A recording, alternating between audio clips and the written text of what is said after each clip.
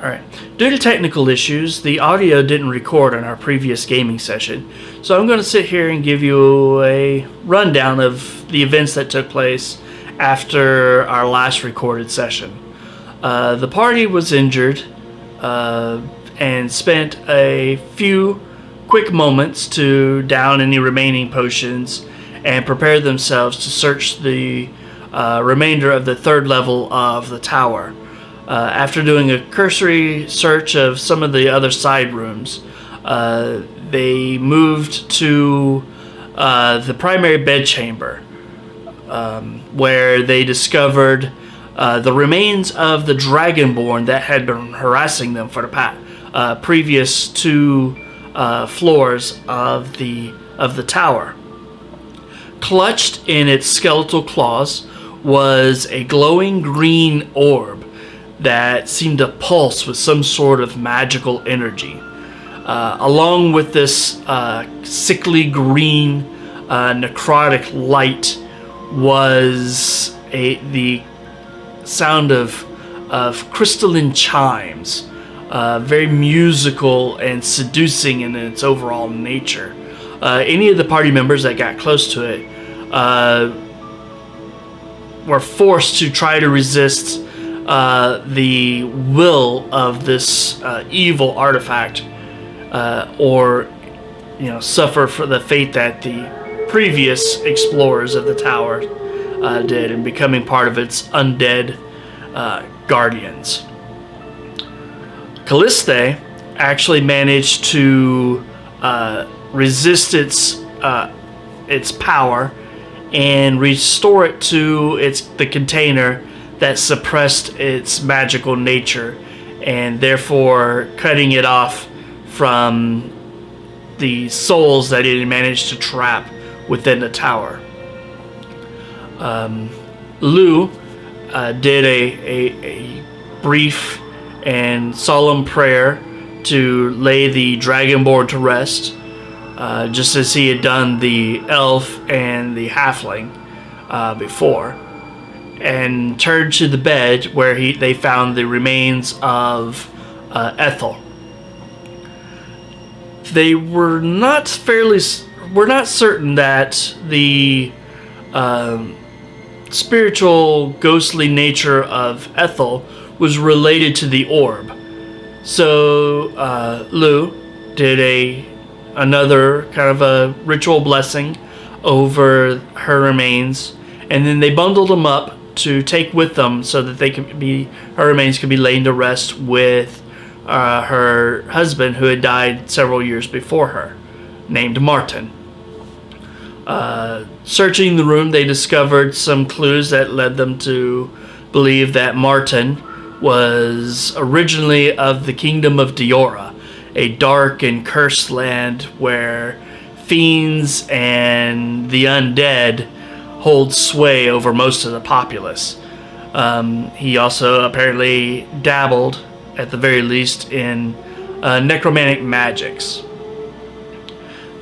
They also discovered a vault that was part of a side room attached to the old woman's master bedroom. Upon checking it for traps, Winsu managed to kind of bumble his first attempt and set off a poison spray of deadly pollen that almost killed him and his friend Lou. However, luckily they managed to survive and get the first of two doors open.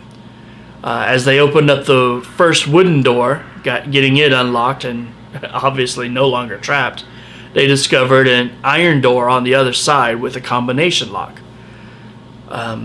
As with a cursory search and being far more careful, Winsu discovered that this door was also trapped. This time with a much more deadly trap, one that could potentially take out his entire party.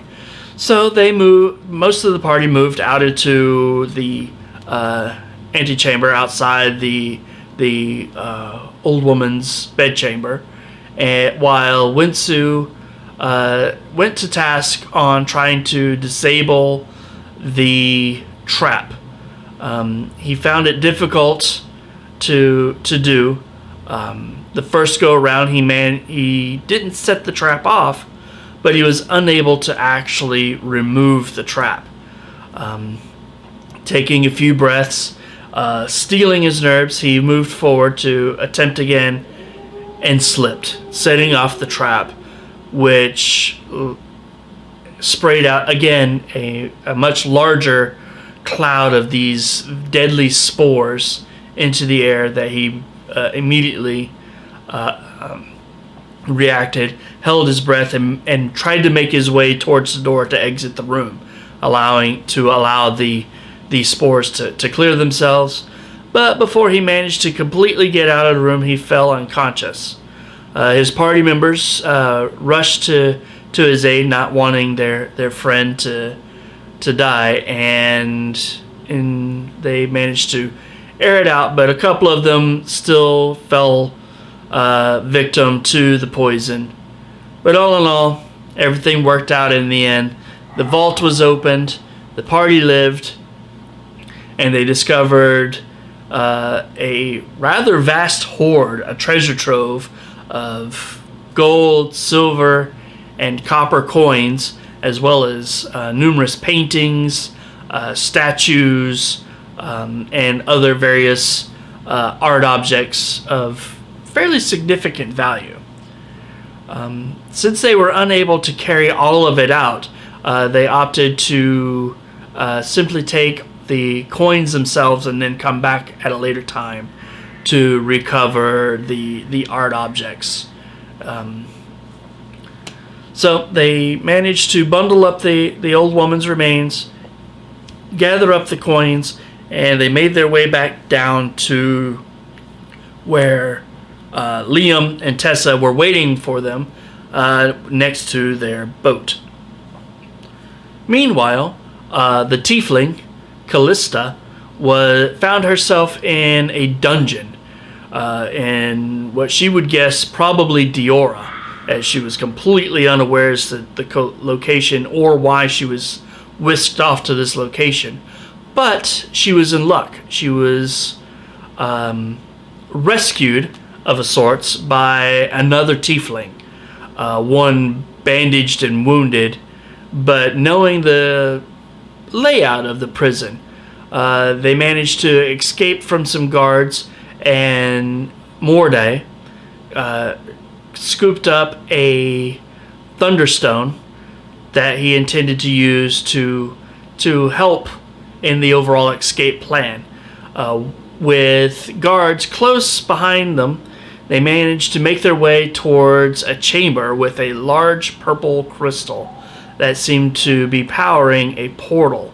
The portal didn't lead to any place in particular, and required Callista to focus her arcane knowledge and energies to try to open up a pathway to a familiar location.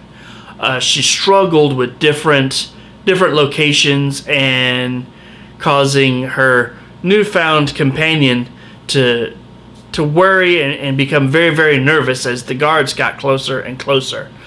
Before she managed to actually get a portal opened up to Liam and Tessa's burned out shack, they both had taken a small amount of damage from arrows being fired at them as other skeletal guards with spears approached close to try to apprehend them. Callista leapt through the portal, followed closely behind by Morday, who tossed back in the thunderstone, hoping that it would shatter the crystal powering the portal. The wave of thunder damage that rocked and destroyed the crystal, as well as the skeletal pursuers that were after them, flooded through the remainder of the portal and actually seriously injured Callista. When the party managed to arrive back at the house after departing the tower, this is where they discovered a new mysterious stranger and the very injured, unconscious Callista. They bandaged her up, put her into bed, and because of being completely exhausted, they decided to post watches and get some rest before dealing with their newest strange potential party member or potential enemy. They're not certain yet. We'll have to wait and see what happens in our next gaming session. I hope this was at least informative and not too rambly. Not the most eloquent of speakers. But thank you for your time, and I hope that you join us for our next gaming session.